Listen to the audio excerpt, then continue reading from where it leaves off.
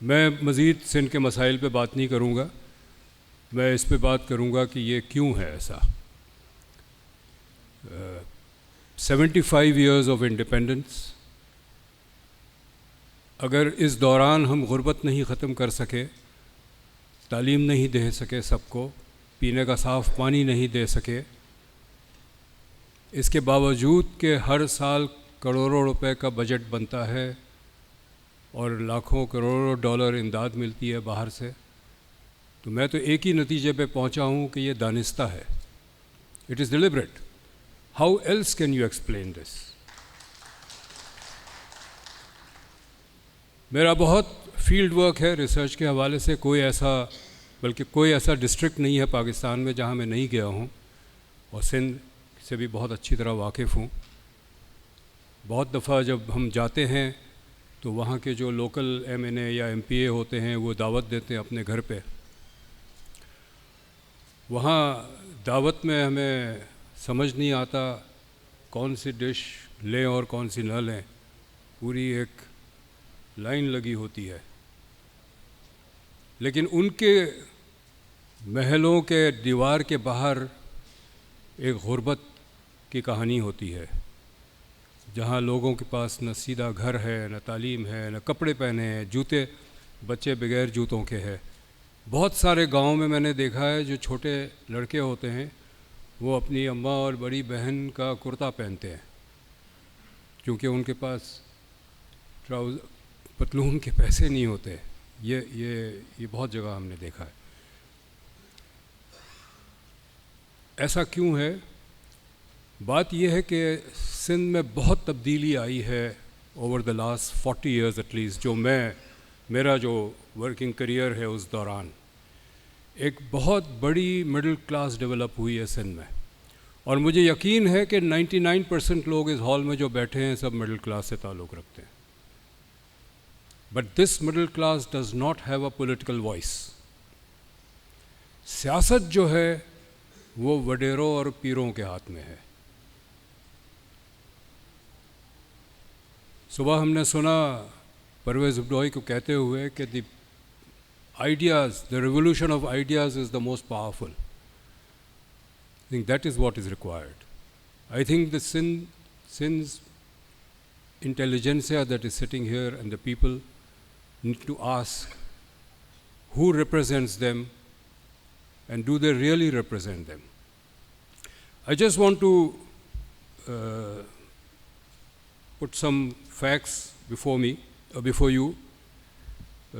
ये मेरी एक किताब है पुरानी।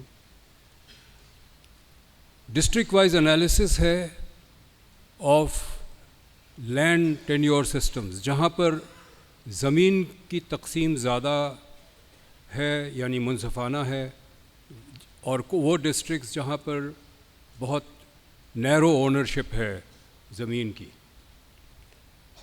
डेटा हमें ये शो करता है ह्यूमन डेवलपमेंट के हवाले से। पहले तो ये है कि वो डिस्ट्रिक्ट्स जहाँ कंसंट्रेशन ऑफ लैंड ओनरशिप कम है यानी ज़्यादा तकसीम है, मुनसिफाना है निस्बतन, वहाँ पॉवर्टी का इंसिडेंस 33% है, population below the poverty line. जहाँ दरमियानी है वहाँ 40% है, और जहाँ तकसीम ज़मीन की बहुत ही कम है यानी 1-2 ज़मींदार है पूरा डिस्ट्रिक्ट कंट्रोल करते हैं, वहाँ 44% है। तो जहाँ ज़मींदारी मजबूत है, कंसंट्रेटेड लैंड ओनरशिप है, वहाँ गुर्बत ज़्यादा। ये डेटा कह रहा है, या हम राय नहीं दे रहे हैं, this is the data. Literacy rate और रूरल अडल्ट लिटरेसी रेट का नंबर्स ये है कि जहाँ पर निस्बतन मुनसिफाना ज़मीन की तकसीम है वहाँ 30% है रूरल एडल्ट लिटरेसी। जहाँ दरमियाना तकसीम है ज़मीन की वहाँ कम है 22%, 30% से 22% हो गया।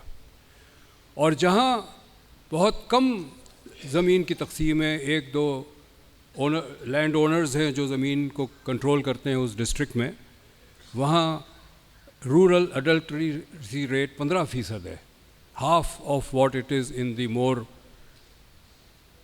Less concentrated districts. Rural enrolment rate का यही किस्सा है। जहाँ तक मुनसिफाना तकसीम है वहाँ 35% इनरोलमेंट रेट है, और जहाँ बहुत कम तकसीम है ज़मीन की, कम एक दो ओनर्स हैं वहाँ 16% है। सिंध में जो डिबेट है लैंड रिफॉर्म की, वो कम से कम मैंने सिंध से नहीं सुनी है इन द लास्ट 40 ईयर्स, कोई आवाज़ नहीं उठ रही है। लेकिन इससे पहले सिंध में ये बहुत वाइब्रेंट डिबेट हुआ करती थी। 1930s में सिंध हारी कमेटी बनी उसी हवाले से है, और उन्होंने एक मुहिम चलाई, और इसमें जो बहुत बड़ी आवाज़ थी वो जो है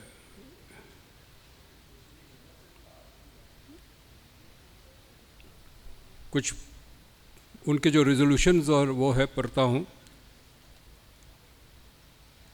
GM Syed was the champion of land reforms. उन्होंने ये कहा है, the tiller of the soil is the rightful owner of the land, and demanded uncompensated nationalization of large estates and grant of unconditional tenancy rights to all self cultivators। इसके हरी committee की campaign के नतीजे में एक committee बनाई गई, हरी inquiry committee, जिसमें जिसकी तजावीज़ थी, और उसमें एक M मसूद नाम के साहब थे जिन्होंने नोट ऑफ डिसेंट लिखा, और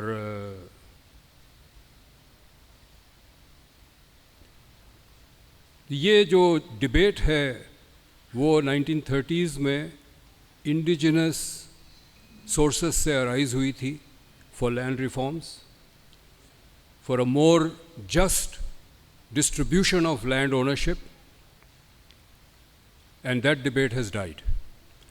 In my own experience, my personal experience, मैं advisor to chief minister था 2010-2011 में, and I had minister status, so I was attending cabinet meetings. 2010 के floods आए, I was on the field most of the time because वो जिम्मेदारियाँ कुछ दी गई थी, और मैंने देखा कि जिनके घर बह गए हैं वो मार्जिनल नीचे लो लाइंग एरियाज़ में घर उनके थे वो बह गए, जिनके हायर ग्राउंड पे घर थे वो दे डिडंट वॉश अवे, और हायर ग्राउंड पे जो घर थे वो लोग थे जो MNA, MPA, senator, district council chairman वगैरह रह चुके हैं। तारीख़ ने उनको बताया था कि अगर सैलाब तो आते हैं तो घर ऊपर बनाओ। जो गरीब लोग थे, मार्जिनलाइज थे, कमज़ोर थे, उन्होंने फिर जहाँ ज़मीन मिली, और जब फ्लड आते हैं उन्हीं के घर बह जाते हैं, और सिर्फ उनके घर और उनके सामान नहीं बहते। एक शख्स ने, मैं था वहाँ किसी गांव में, तो उन्होंने खाली कर दिया था अपना सैलाब की वजह से। बूढ़ा सा आदमी था, उसने यूँ मेरा हाथ पकड़ा और कहने लगा कि सिंधी में कह रहा था, I understand Sindhi, but although I can't speak, so I'm going to speak in Urdu. उसने मुझे कहा कि मेरा बेटा 2 साल पहले फौत हो गया था, उसकी एक तस्वीर थी वो बह गई, क्या हुकूमत तस्वीर भी लाएगी मेरे लिए? तो सिर्फ चारपाई और सामान और कपड़े और बर्तन और घर नहीं बह जाते हैं, बहुत कुछ बह जाता है। लेकिन मैंने फिर एक प्लान प्रेजेंट किया कैबिनेट में। The president incidentally was chairing that meeting. He said we identify higher ground and we build planned villages of 50 to 200 houses, और ये जो 5-5 घर के गांव है जो है ये वहाँ न रहे। और एक मुखालफत हुई उन मिनिस्टर्स की जो हम फ्यूडल बैकग्राउंड के कह सकते हैं, और मजाक मेरा उड़ाने लगे। वो कहने लगे कि हमारा कर्ज़ा कौन वापस करेगा अगर ये हमारी ज़मीन पे नहीं रहेंगे तो। सो ये बॉन्डेज जो है, ये this is what is holding Sindh back. If we don't have clean drinking water, जो MPAs और MNAs से जिससे वास्ता पड़ता है वो हमें कहते हैं कि जी हमारे 3 पुश्तें जो हैं इस कॉन्स्टिट्यूंसी की नुमाइंदगी करती रही है, 3 पुश्तें करती रही है, लेकिन उनके बाउंड्री वॉल के बाहर वही गुर्बत है जो 3 पुश्तों पहले थी। ये नहीं बदलेगा जब तक निज़ाम नहीं बदलेगा।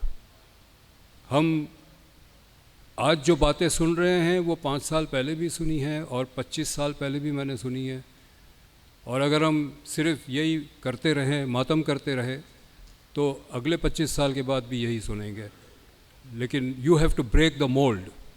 कहीं Sindh has got stuck in a mold, that mold has to be broken, and breaking that, in my view, there may be other factors and I may be right और रॉन्ग, इन माई व्यू ये जो hold है, political hold है landed aristocracy का, और जिनके साथ पीर शीर भी शामिल है, ये तोड़ना पड़ेगा। हमें बगावत करनी पड़ेगी। तो आइए बगावत करें।